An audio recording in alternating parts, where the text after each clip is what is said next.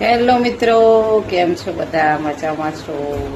હવે ઉનાળાની સિઝન આવી ગઈ છે તો હા, તમે બધાને ચકલાને પાણી મૂકતા રહેજો, દાણા મૂકતા રહેજો. ભગવાનનું કામ છે, સેવાનું કામ છે. આવું કરવાથી ભગવાન આપણા ઉપર મહેરબાની કરે છે. દેખો, હું મારી મમ્મીના ઘરે આવી છું. મારી મમ્મી છે.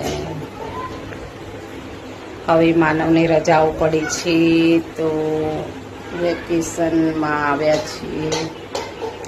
તો બધા મિત્રો, તમે વેકેશન કરવા જાઓ છો કે નથી જતા એ જણાવજો. તમારા છોકરાઓને લઈ તો અમે આવ્યા છીએ. મારી મમ્મીનું ઘર છે, મારી મમ્મી છે.